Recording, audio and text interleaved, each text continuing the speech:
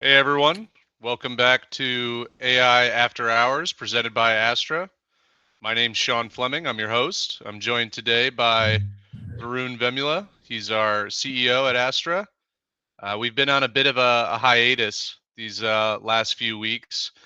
We've had team members who were sick. There was a week where I was traveling and my flight got canceled and I was trapped overnight somewhere. Didn't want to film this from a hotel room. But we're really excited today to get back into something that's really relevant to our work and what we've been able to develop lately. Been really looking forward to this episode. Our last arc was everything about the factory floor, the manufacturing kind of industry. How do you find a failure before it bites you? Working out what it was that was quietly costing you the whole time. This one, we're going to do two episodes on this arc. This arc's more about digital infrastructure, more of the back end of systems. The things where organizations today, it's everything they run on quietly in the background, and a lot of this is around APIs. And it's kind of the same story, but from a different lens. A system gets complicated enough when something breaks before anyone notices. If that sounds familiar to manufacturing, what we talked about. But by the time the business actually notices, it's an incident and it's expensive. API validation is that same catch it early discipline as manufacturing, just for software. And the cost of skipping it doesn't show up as scrap in a warehouse. It shows up as downtime and engineers doing by hand what a system should have been doing for them, or the way the system should have been implemented as it was designed. So, like I said, excited to get into this one. APIs, like we were saying, kind of the same pattern, different spot. It's more of the back end. Um, Catching it in production and validating it then is kind of backwards in terms of the approach. API testing, kind of right now for software lifecycle development, is treated as kind of just a checkbox of, okay, we built this service, we tested it, we made some test cases. Here we go, ready to go. And then the real problems show up once it's being put through its paces in a live production environment. And the way kind of this works today is, um, someone manually develops test cases. So what we're going to talk about is a product we've developed called Aries, where it takes and it reads your API spec, actual traffic against systems it's interacting with, generates test cases deterministically, judges what comes back, and instead of having an individual handwrite a bunch of test cases, it comes up with hundreds of test cases of everything you need to test from a positive and negative standpoint, which will help you get into where will the API actually break and help focus on what needs to be done to make the API production ready. So, like I said, Varun's with us. Varun, anything you want to share in terms of like updates since we were last on the pod?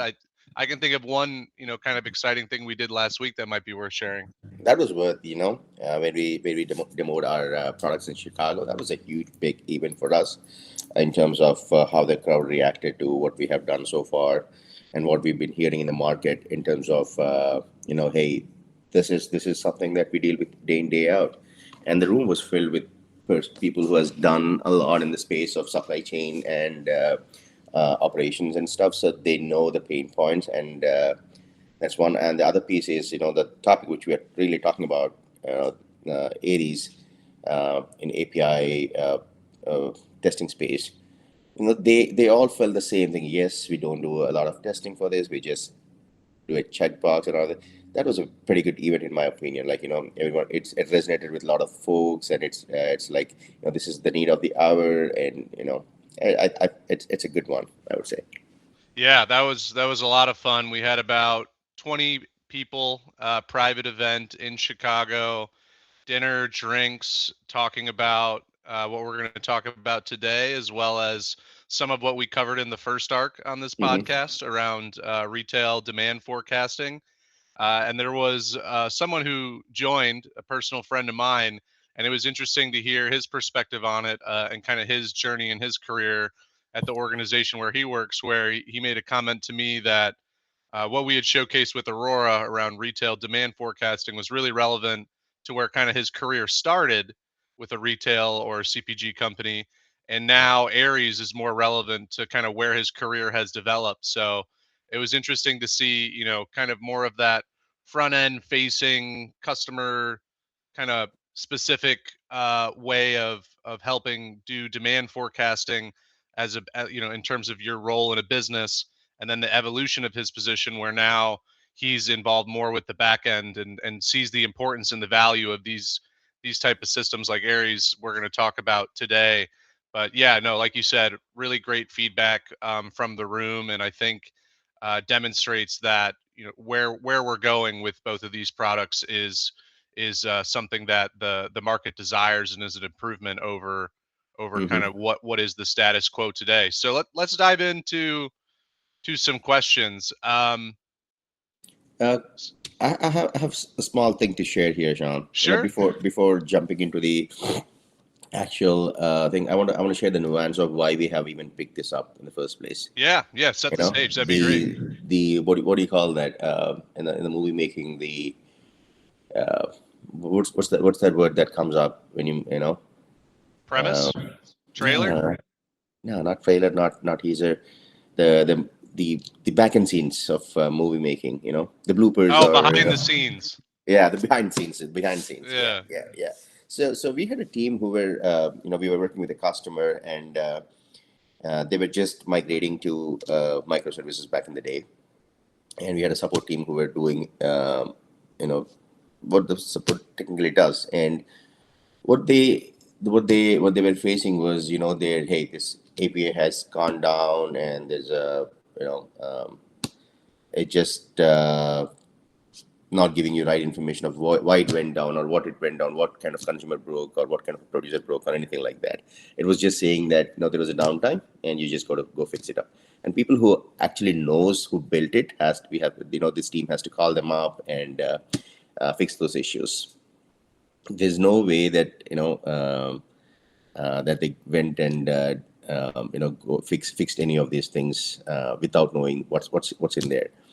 And the biggest challenge to that was, the support team has not a great domain specific knowledge as well. You know, because people who has built has, think of it like a huge ERP system, or a Epic system, or a payment system. They understand the trenches of the domain so clearly that a support person might not even know. He might know from a technology standpoint, like, okay, this broke, I got to go there and fix this XYZ steps. But what if it doesn't know, right? We still have to go and understand that, okay, there's a schema change that has happened, so the database change that has happened, or there must be a new column that has been added, so something like that. And as these microservices came into picture, they're very complex to understand. you know if you look at a producer and a consumer standpoint, there are multiple leaves to an API, and to decipher that is so nasty. you know Yeah. Yeah. I had a stat I looked up mm-hmm. before this episode from Postman. It's a couple years dated, so it's probably larger now, but they said the average application has 28 to 50 APIs. And I think that's pretty low, and that's probably, a low average. I think once we get into like more complex applications, and especially, in our new age of Mm-hmm. MCP servers and all these things where you have more and more different systems doing more things and touching more things and more integrations, where we're not looking at just like one endpoint and No. what it's Yeah. doing. It's how does this endpoint interact with all the other endpoints and the pairs in a system, Yeah.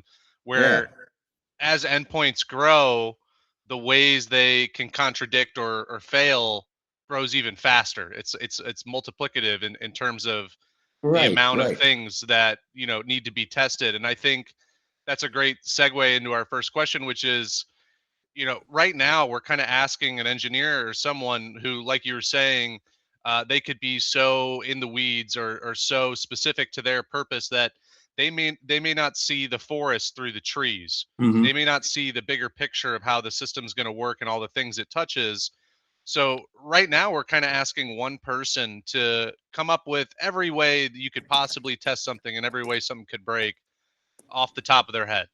Yeah, yeah. So I think this is kind of like flipping the script on that, where it's like, hey, we understand the systems that are being touched. We understand what the endpoint's supposed to do from the spec. Let's determine and deterministically determine all of the different things we should test Hmm. so that, you know, you don't have to sit there and kind of scratch your head and, all right, I should test this, I should test that, I need to go this, right? So Right, right. I think that's kind of like the first question here is really just like, how do you, how do you determine like what's the real exposure? How do you determine what to do when you have a new endpoint with a system? Like, where do you start? Where, like, to start coming up with all these tests?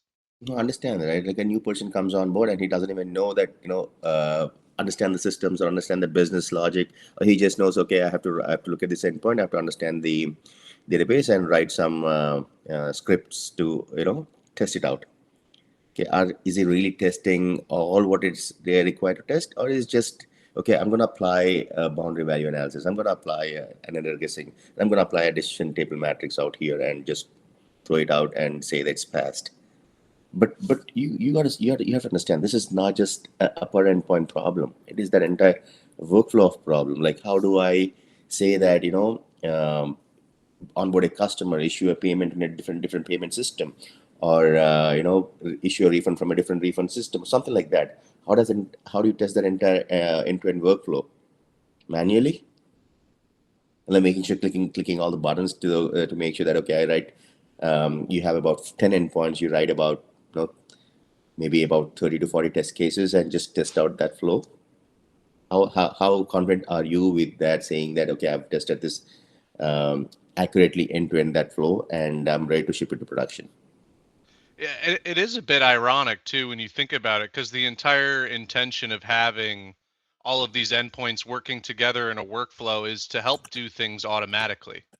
So Yeah. why then is the way that these things are being tested and validated manual instead of automatic, when their entire purpose is to make things automatic?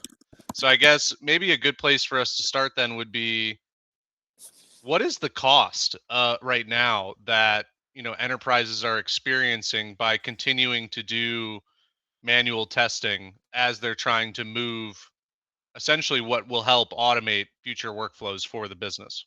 Mm-hmm, mm-hmm. Oh, that's a big, most of the time when you talk to enterprise or someone who's doing a ERP migration or someone who's doing bringing in a new payment systems or an epic system, right? You most of the time you see the development will take its own pace no matter what. Like, you can add a lot of coding that tools that are available today. You can make it more faster, but you still don't have the confidence to put that in the production yet. And every time the QA team comes and says that, I'm not comfortable enough to let it go just out of my hands right now to put it into production. And as the date approaches, everyone's like on the firefighting mode to, oh, okay, we have tested this specific flow for about 70% coverage. I think we are good to move forward. How do you confidently say that that's okay? We are covering this until the last mile. That it's not going to break in production. Or how do you even say that, okay, whatever you have designed is 100% accurate in terms of it's not going to change tomorrow, even if you have a slight difference in the schemas or data out there, right? So that Yeah. is that is a fundamental idea of why we have started building Aries altogether. You Yeah, I know. can imagine a lot of edge cases which are hard to come up with manually. Oh And yes. I Oh think yes. also too, you brought up a good point there, where there's a couple of different aspects in terms of cost Mm-hmm. associated with this, right? There's the time to value of, you have an idea and you want to implement it, but if you're taking a long time to validate it, and when you Mm-hmm. do validate it, it's not necessarily validated, it's good enough. So you're taking a long time to put something into production, and then once it is in production, there's pretty much a 30% chance that something's going to break, which then brings, something that's meant to be production down, which then there's a loss there in terms of opportunity cost, or whatever you may want to call it, because the way that things are being made production ready is, let's do good enough and see what happens. And then eventually down the line, something's going to break, which then puts you back in that firefighting mode again. This time with even more urgency, because now it's Mhm. breaking in a production environment. That's So right. I That's right. think so I think we've kind of set the stage pretty well here for why Aries is important. I would like to get into a little bit more of how it works, and how the design has taken into account these things, so that with more confidence you can have better time to value with less things breaking. Right. So maybe we can kind of just walk through. Right, Aries takes a spec, it reads it, it evaluates it against real traffic, real systems, generates tests, runs the tests, judges them. Walk us through kind of that process, and like how we came up with what we're doing at during those steps in the process to So try to get towards. I think the you were saying, initial, what were you saying was our most recent one, like 95% yeah, yeah, confidence before we like, even involve AI in terms of yeah, just being yeah. rule That's very based and deterministic. Yeah, deterministic. Yeah. yeah, yeah. So see, when we started, right, it was purely in terms of, hey, how do I understand what failed for a specific API? It's not even about testing at that point of time. We were just figuring it out. Okay, how do we build that root cause analysis around a broken endpoint? So we took a step back and understood, okay, why are we firefighting the, understanding to why this one specific failed? Why is that even being failed in the first place? Why are there so many tools around APIs that talk about performance and that talk about load and that talk about uh, you know, manual testing and calling out HTTPS calls and all of that? Why are there no one talking about how an API has functionally being tested or not? Like how do they even do it? Like I was not this is not my domain at all. Like I was just writing some APIs and doing some basic integrations and stuff, just calling it a day. So the point here is it's not just a spec. Spec is just one parameter to it. you know Even if you say that, hey, I do not have a spec, I can just plug it into your real-time traffic and understand that endpoint end to end and build that test case or build that flow entirely without using AI in here. Like it's very deterministic. Like I'm using AI in the product only, I would say 30% at the most, and that is when it's absolutely like something that we cannot solve, and that is absolutely needed to solve for a specific customer. That's when we use AI. Like for example, the intelligence that needed to understand how your systems work. Like how do you map that systems? Like your business flow is differently from a supply chain business flow or a payments business flow. You might have multiple systems involved in there. What happens behind after you make a call? What happens, you understand when um, you know like let's say you issued a payment, and what happened behind after you issued a payment.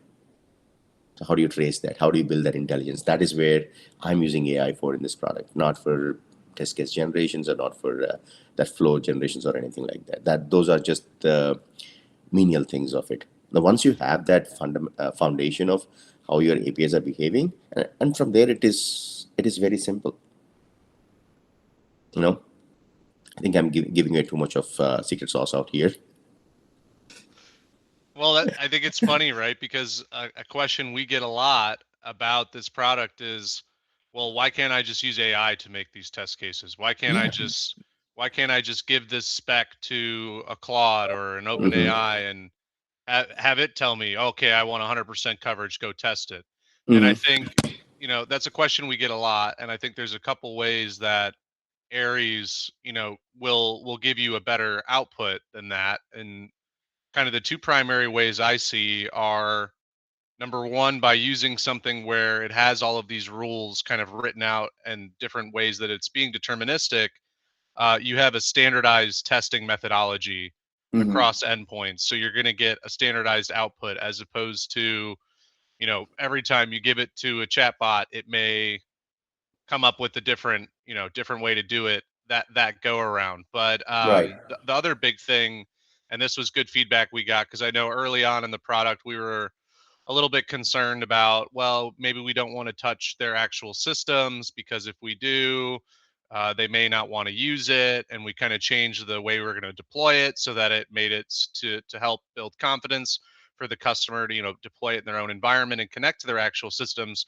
And I think it was a really important piece of feedback we got is, well, if you're doing a get from something and that is important to feed into something else in a workflow, it has to be a real ID or it has to be a real primary key, Mm-hmm. Mm-hmm. because if it isn't, then the next system that you go give it to is going to reject it because it's not something real that it's expecting to give a valid response. And this kind of led us into this schema crawler approach where we will go out and understand the relevant systems to a workflow or a number of endpoints tied together in succession to accomplish some task, where the schema or the database or systems that it's connected to, it has an understanding of and can go get information from, so that it does give a value that makes sense. Mm-hmm. A real ID, a real name, a real code, whatever it may be, a order number, so that you can actually do that testing end to end. um, I don't know if there's anything else you want to add on there about That's the. what you see as like the value of Aries over just, hey Claude, go write me some test cases. So I'll tell you why we did that in the initial approach, right? So me coming from a ERP background and supply chain background, like I work with leaders where they were very sensitive to, hey, I do not want a lot of people having ERP access, other database access. Back in the day, I understand like SAPs and Oracles of the world, they were very conservative about how you do it. They have specified specific consultants who understand their business flows and workflows, and they are the ones who has this access to the backend database to make any changes.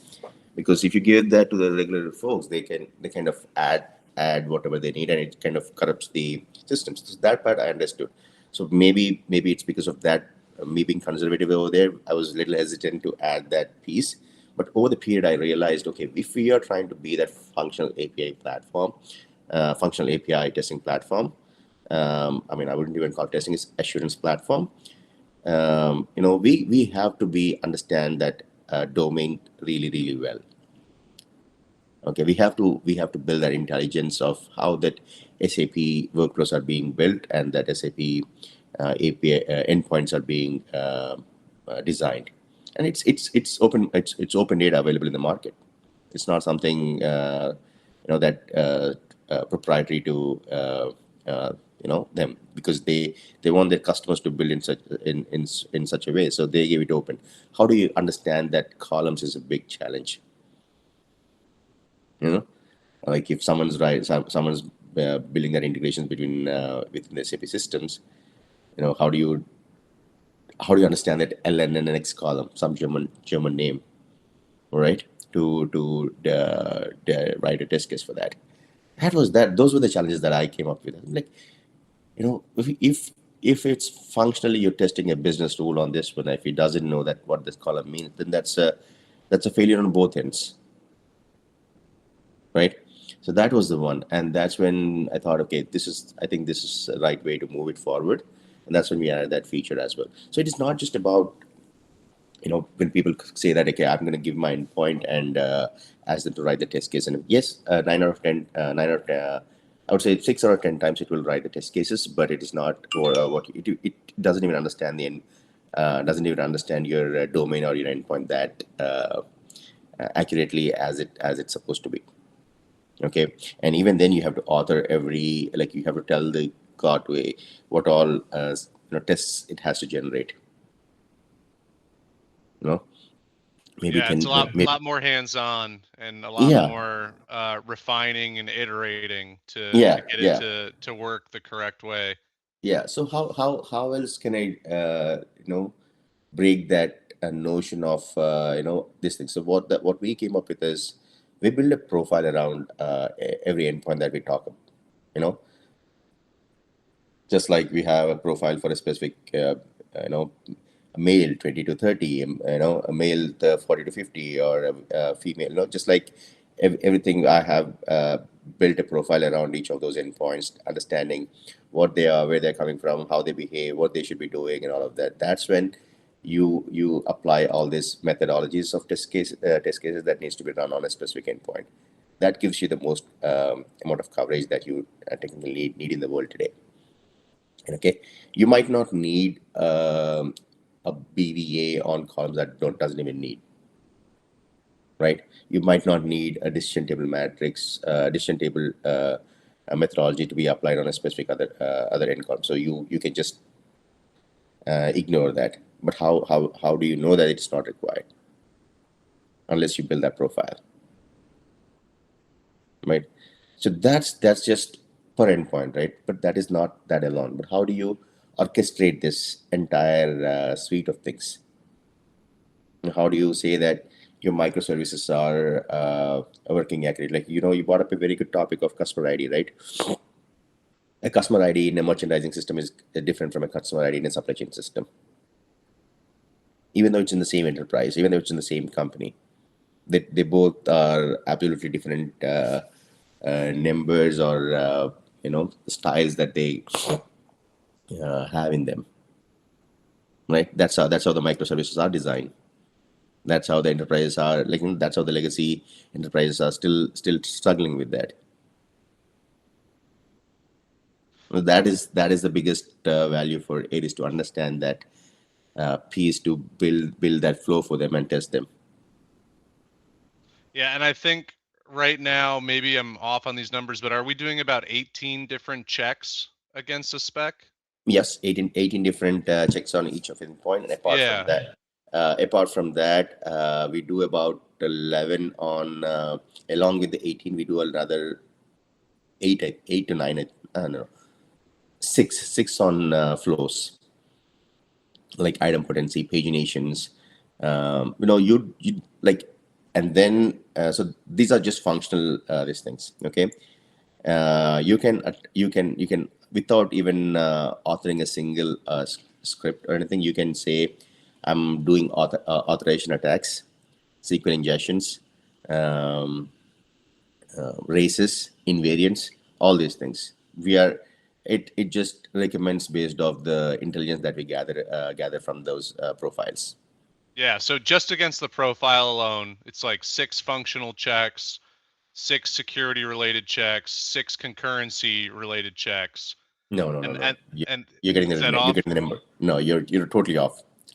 So just on the profile, we apply about 11 methodologies. Okay.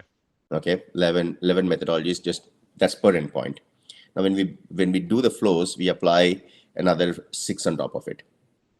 Okay. Okay, these are methodologies. These are functional methodologies that every API or endpoint is required. Okay, now, okay, your scheme, you have created an endpoint, and now you're just checking the contract here, right? Whether the contract is correct or not, or whether the response schema is correctly defined or not. No, that's not what we're doing. We're also doing authorization attacks on top of these tests. We are also doing invariants. Like, what if um, you issue a refund even before some fraud, or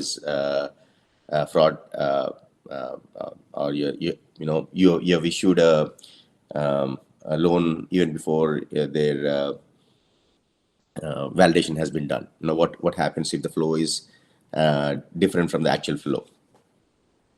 Yeah, You so know, you're describing, like, say you get a valid 200 response, but it didn't actually update or yeah, post in the system itself, where yeah, it's not just checking the response, it's checking that the response did what it would intended to do and posted to the system, hmm, and then all the way through the flow of how that system may then feed another endpoint that then takes that to do something else.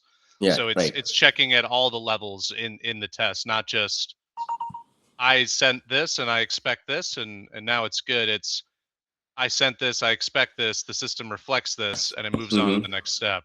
Right, Um, right. so I think maybe if I could describe Aries like kind of through a workflow. So you have a contract and you're generating kind of a bunch of candidates of testing against that contract. Mm-hmm. And then you're using your rules to screen and determine, okay, these are the ones we should actually test.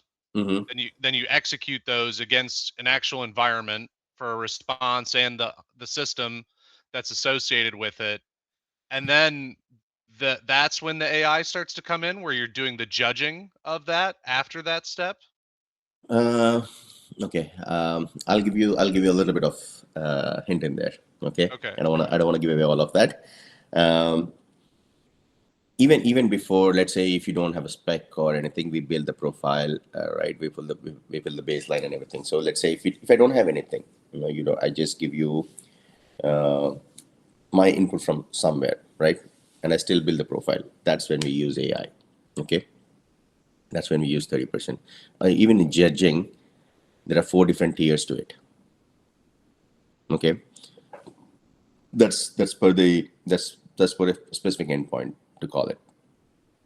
It's very deterministic way of judging the test cases that we are generating, and on top of that, everything that's not passing will go to the next tiers. That's when we use language models and all of that, to make Okay. sure that. So like tier 1 is like very confident, but if it can't, then it'll go to tier 2 and tier Mhm. 3 so that there's still some level of confidence. It's just we're trying to do the best possible first with the Mhm. information available, and if Mhm. not, we're kind of falling back into lower tiers. That's exactly right. Yep. Yep. So that is one. Yeah, and so this is all to ensure that, whatever test cases you might generate, about hundreds of test cases for a specific endpoint, you might not even require. The quality of test cases that are generating is what is more important than the number of test cases, in my opinion. You can generate two test cases which are 100% covers everything, rather than generate 50 test cases that is of no value. Okay. So what I focused is, how do I improve the quality of test cases that we do it, and how do I not pass them when we are testing that with this flows and everything. So that's when we came out with this idea of not just judging alone, but to make sure that how do we improve the quality of the test cases alone. You know, I can give you an example here. You have a you're generating a test case, and you have a customer out there in Amsterdam, and you're testing his customer profile, right? The customer name is Sean Fleming, and he lives in Amsterdam, and his phone number is 614 XYZ. It doesn't make sense, right? It has to go assign an Amsterdam phone number, Right. right? Or it has to go assign a name that's more, not name alone, but name could be anywhere, but phone numbers and address and everything has to be in sync with that region and locations, and not like if you have an Amsterdam phone number, unless you have your current location and everything else is somewhere else, you cannot have a different this thing. So that's the accuracy for me. you know Yeah, no, I think that's really important because the way Aries works is you essentially determine what's the coverage ratio you want, kind of hmm defaulting to 100, and it will tell you, hey, if you do this many positive test cases and this many negative test cases, this is the probability that you're at your desired coverage rate. So, like you hmm said, it's a quality as well as a quantity being determined to come up with how do you meet your desired coverage ratio. And I think that's pretty important in terms of the efficiency of something like Aries, hmm right? And I think we found through our beta engagements and people we've had the ability to get this in front of that kind of overall it seems like this type of tool will take testing from what is weeks of effort down to minutes of effort Yeah, and reduce the effort by about 90%, which is pretty big. Um, insanely big. yeah, and I think, in our day and age, and you kind of open with this. I thought this was really important. We can build faster than ever before with AI Mm-hmm. assisted code. We can make things quicker, but Mm-hmm. the hardest part continues to be testing and validating and making sure those things work. That's Uh, right. and I Yep. think and I think this is something that's, both rule based where it's important, and then AI based where it needs to be, to help do that last step, Mm-hmm. that right now is kind of the long pole in the tent of building something that works. Is you can build something, and you say it's done, but then you go to use it and nothing's working. All Mm-hmm. the pages are broken. None of the things are talking to each other how they're supposed to. All the responses aren't working how they're supposed to. So I Mm-hmm. think, Mm-hmm. in our modern era of AI assisted coding, something like this seems more important than ever, because we can build things so quick, but the ability Mm-hmm. to validate them and do that QA, that's still very manual, and it's Mm-hmm. still it still takes a long time. And if we can reduce that from weeks to minutes, that helps people keep building, which I think is kind of this new future we're moving into, where everyone's building things so fast, and there's people building things that maybe have never coded before because they're using AI, assisted coding, and now having something to help that validation last step be more efficient and better, kind of closes the loop on making, So, vibe so, coding a reality. I was reading about something that you just brought up, Sean. Um, the number of PRs that has been opened and the number of instances that has been bloated because of the AI coding tools has become insanely big. Like a large volume of PRs are being opened because of that, and large volume of instances are being opened because we got so much of trust with coding tools that we're pushing everything in and out without doing a thorough verification and stuff. Like people are forgetting their due diligence is what I call in my opinion. Yeah, and like, even CI checks can only catch so much, right? Yeah, yeah, So exactly. like the PR could show green, but it's still not necessarily validated or user accepted, tested, or Yeah, whatever yeah, whatever it may be. and especially with when it comes to functional testing, it you cannot. Yeah. Yeah. So yeah, that's a big piece to it, right?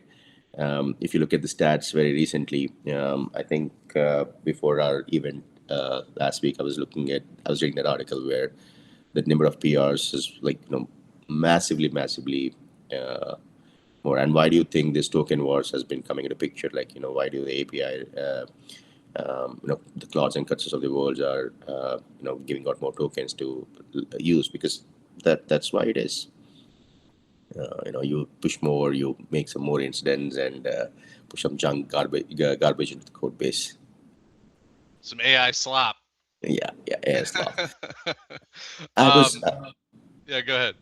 I was talking to someone else very recently about the coding tools that they use, and very interesting topic that they brought up was like, hey, we are using an XYZ tool out there, and even though we are doing a focused development on a specific module or a specific feature, it is going and changing other pieces without even our approvals or anything, even if we have strict gates around it and all of that. So that kind of threw me off. I'm like, no, that's not correct. Well, yeah, you could put AI in a sandbox and it can still escape. I don't know if you saw that recent article of Hugging Face and OpenAI with Sola. They were trying to test it on a cybersecurity Mm-hmm. problem, and they had it in a sandbox environment. And the AI was able to deduce that if it could get to the open internet, it could probably solve this problem way faster, because this Mm-hmm. problem is probably already solved on the open internet. So it spent most of its time trying to break out of the sandbox environment to get to the open internet to solve the problem, instead of just trying to solve the problem.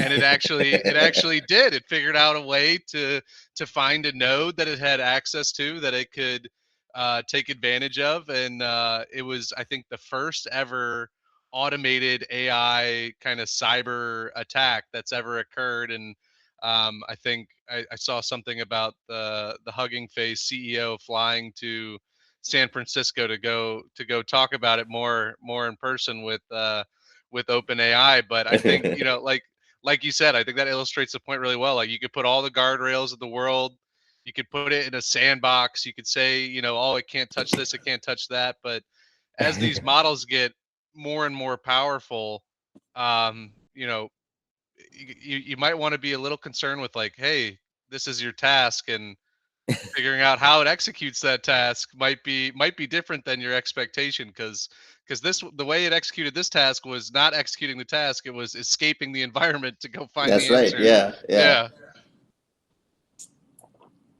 That's absolutely right.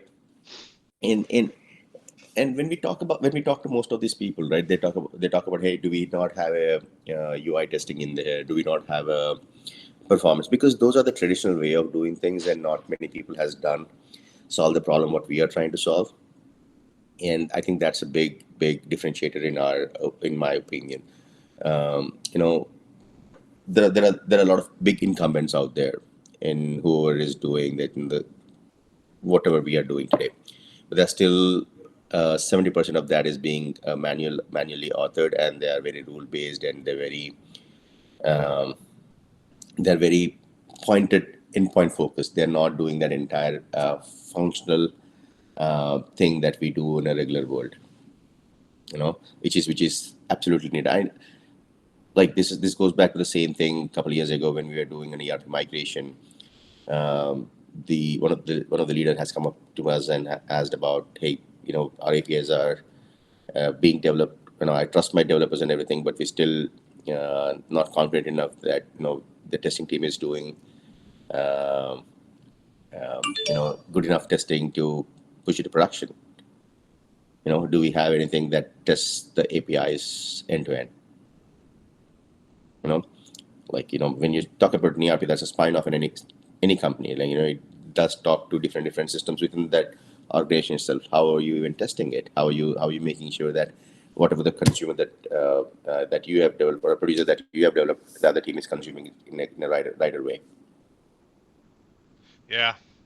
And you I know think, what's interesting too about Aries, and, like, tying it back to, like, how does this actually work for an organization? I think hmm part of what was implemented was really slick in that, every domain is a little bit different, right? Everyone has their hmm own jargon, everyone has their own systems or organizations that they typically use within their domain. So there's a component of Aries around, like, knowledge, business knowledge, domain knowledge. Maybe you could get into a little bit of, like, why that's so important as we're doing end-to-end testing like you described, where the system needs to be aware of the nature of the business of what's being tested.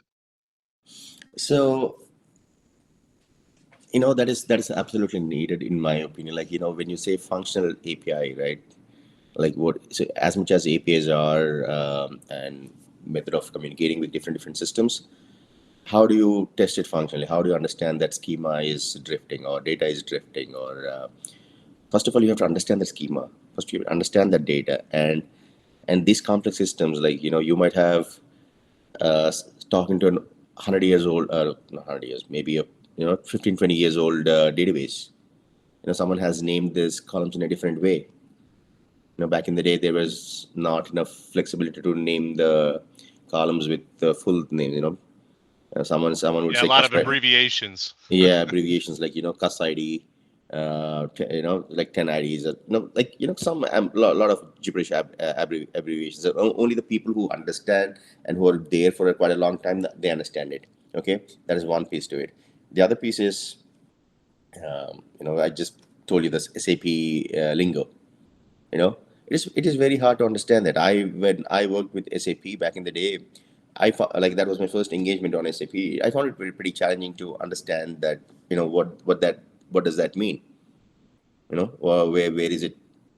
What does LNXXXUNX means?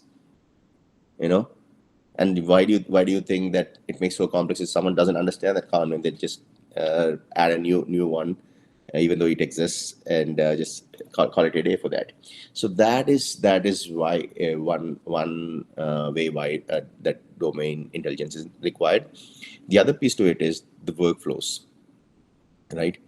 Um, you have to understand how an epic system works, how an WMS system works, or how a uh, an Oracle Cerner works, or a payment system works, or anything like that. Those are the standard ones. Those are industry defined standards.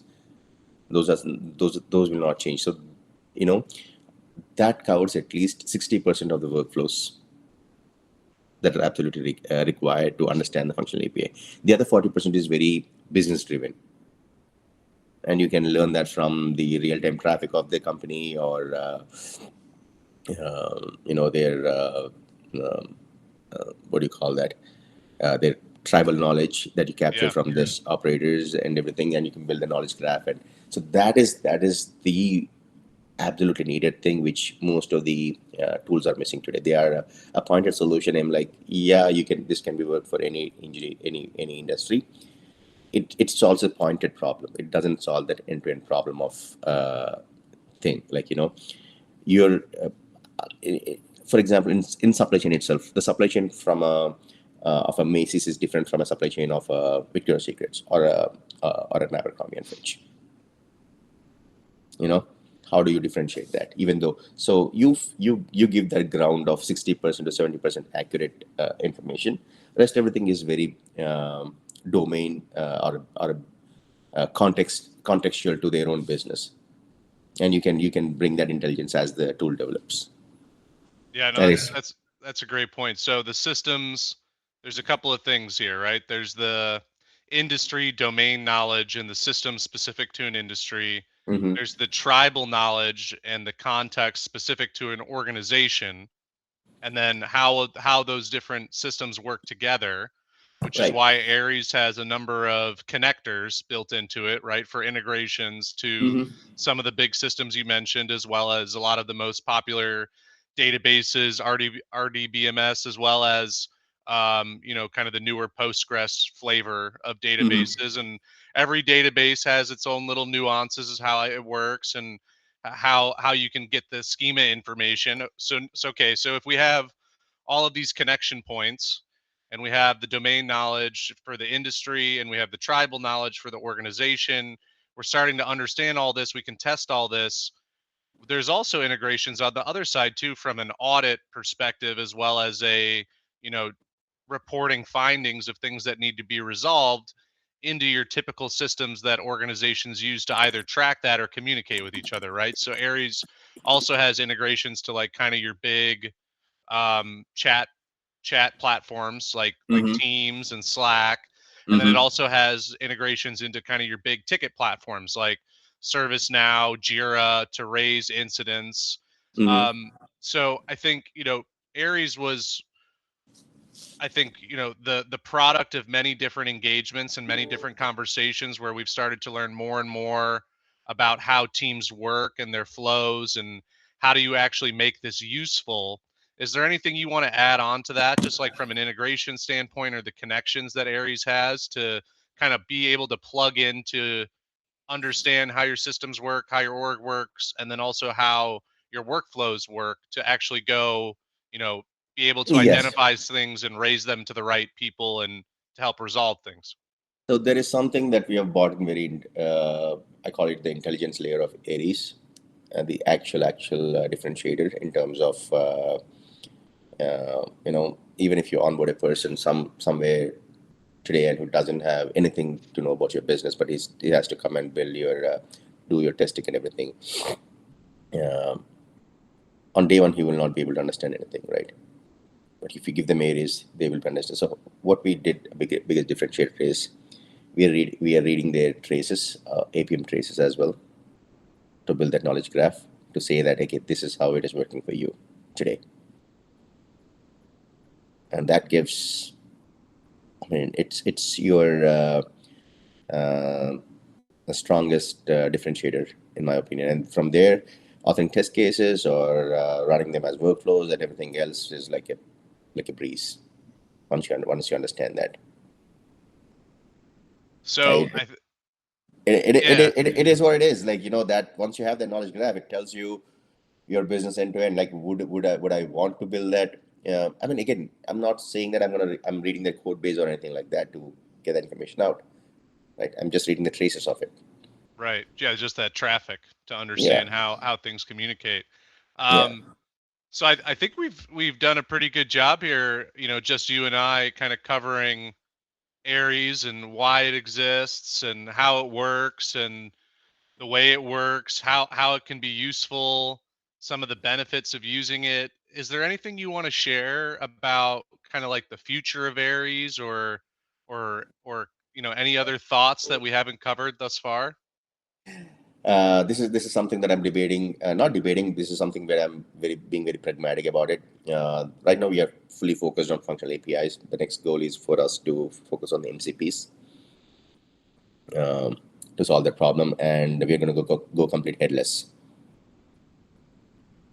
And the reason for that is you can integrate Aries with the cursors, clouds of the world, and get things without even looking at, and you can generate your own dashboard of information that you need and go from there, and to ground it up. But that's where I'm taking this to, building that headless architectures out there. And you can give this individual agents who are doing your test cases for one, your suites for one, and as seamless as possible.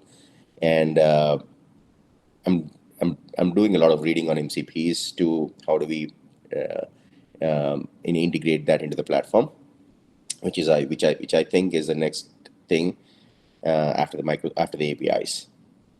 Yeah, let's get the easier, not easy, but easier thing done first. And I think that ties in really well to what we were talking about earlier. Like, with AI assisted code, there's never been so many PRs, like you were saying, right? There's Hmm. never been so much code. So if we can kind of extrapolate or remove that, layer where someone's taking the output from an AI, testing and validating it, and then moving it into production and just giving the AI the ability to do that Hmm. testing and validating, where then, the efficiency gains are even better in terms of being able to move things into production that are tested, validated, well thought out, work against all the systems they're designed to, so that people can keep vibe coding and have it be have it be something that'll actually work on the other end. Um, so I think this has been a really good kind of crash course intro into Aries, and I think we went a little bit off script here, but that's all right. It was just you and I today, and we'll have to really come up with some more kind of specific things to talk about on our next episode of this arc. But I think just to kind of recap a little bit about what we talked about, API assurance and validation, I would say it's not like a contract problem, right? Like it's No, it not is not. it's Yeah. not the spec. It's similar to what we've talked about, the rest of this season on AI After Hours. It's what are all the different dependencies and other things that it touches where it can fail, it can break, and how that is something that potentially no one's looking at, right? Like it's not something defined in the spec today. So this is helping give visibility into that process, help you test it, help you build confidence, and hopefully move towards a world where it's completely headless and extrapolated even further as we go down this path of continuing to improve Aries. So I think just to close this out, if anyone's interested to learn more about Aries or what we do at Astra or how we use Aries internally at Astra, show us your spec and we can tell you, what we're able to discern from it and what are the gaps and what are things you may be considering.